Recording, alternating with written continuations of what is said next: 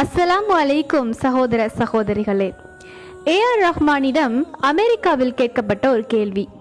உங்கள் நாட்டில் பிஜேபி காங்கிரஸ் ஆட்சியில் எதை விரும்புகிறீர்கள்? இல்லையென்றால் இவை இல்லாமல் வேறு யார் ஆட்சி அமைத்தால் நலமாக இருக்கும் என விரும்புகிறீர்கள் என்று கேள்வி கேட்கப்பட்டது. அதற்கு ஏஆர் ரஹ்மான் கூறிய பதில், இந்தியாவில் யார் ஆட்சி சிறப்பானது என்று நான் கூறுவதை விட பண்டைய அரேபியாவில் கலிஃபா எனப்படும் உமர் அவர்களின் ஆட்சி போல் இருந்தால் நலமாக இருக்கும் என விரும்புகிறேன் என்று கூறினார்.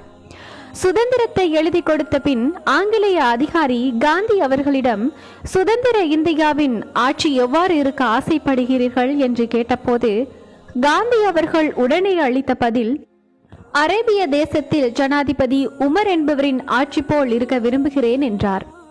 கெஜ்ரிவால் டெல்லியை வெற்றி பெற்ற கையுடன் அவரிடம் நீங்கள் எவ்வாறு ஆட்சி அமைக்க விரும்புகிறீர்கள் என்று கேட்டபோது அவர் அளித்த பதில், உமர் அவர்களுடைய ஆட்சியை போல் செயல்பட விரும்புகிறேன் என்றாராம்.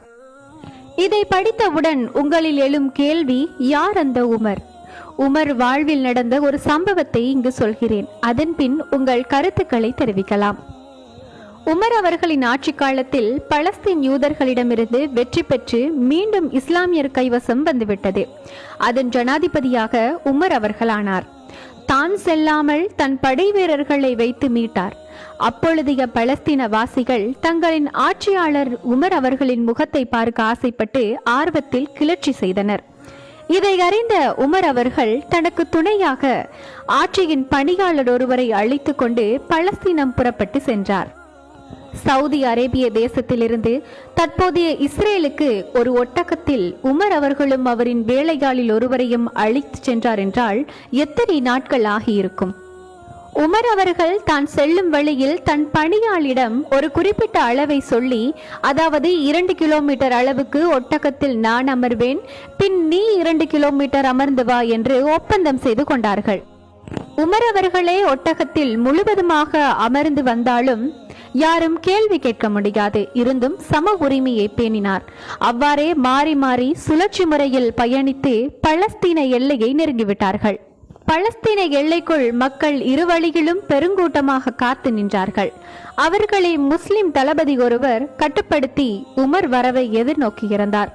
உமர் அவர்கள் பலஸ்தீன எல்லைக்குள் நுழையும் நிலையில் உமர் அவர்களின் ஒட்டகத்தில் அமரும் தூரம் முடிந்துவிட்டது. உமர் அவர்கள் ஒட்டகத்தை பணியாளிடம் தந்தார். பணியாளோ, தற்போது எல்லைக்குள் நுழைய இருக்கிறோம், நீங்கள் தொடர்ந்து அமருங்கள் என கூறினார். மேலும் மக்கள் காணும் போது நீங்கள் ஒட்டகத்தில் அமர்வதே சரி என்றார்.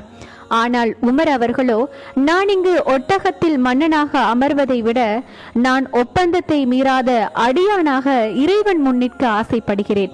அதனால் மிகவும் களைப்பாக இருக்கும், நீ அமர்ந்து கொள் என்று பணியால் அமர்ந்திருக்க ஒட்டகத்தை பிடித்து கொண்டு பலஸ்தீனத்தில் புகுந்தார்.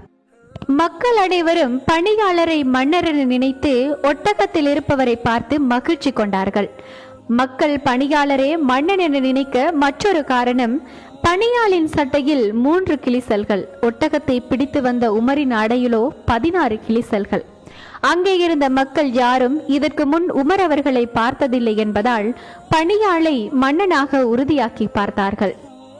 அங்கே முஸ்லிம் தளபதி காலித் பின் வலீத் அவர்கள் ஒட்டகத்தில் பணியால் அமர்ந்து உமர் நடந்து வருவதை கண்டதும் தன் உடைவாளை உருவிக்கொண்டு பணியாளை வெட்டுவதற்காக விரைந்து வந்தார்.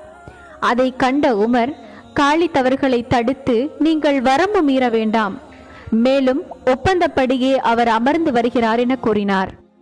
அப்போது அங்கிருந்த மக்கள் உமரின் நேர்மை தன்னடக்கம் அனைத்தையும் கண்டு, இப்படி ஒருவர் ஆட்சியில் தாங்கள் குடிமக்கள் என்பதை நினைத்து பெருமைப்படுகிறோம் என்றனர். தற்போதைய உலகத்திலோ காரின் கதவை விரைவாக திறந்து விடவில்லை என்பதற்காக பணி நீக்கம் செய்யப்படுகின்றனர். தான் ஒரு ஜனாதிபதி என்பதை நினைத்து கர்வம் கொள்ளாதவர் உமர் ரலியல்லாஹு அன்ஹு அவர்கள்.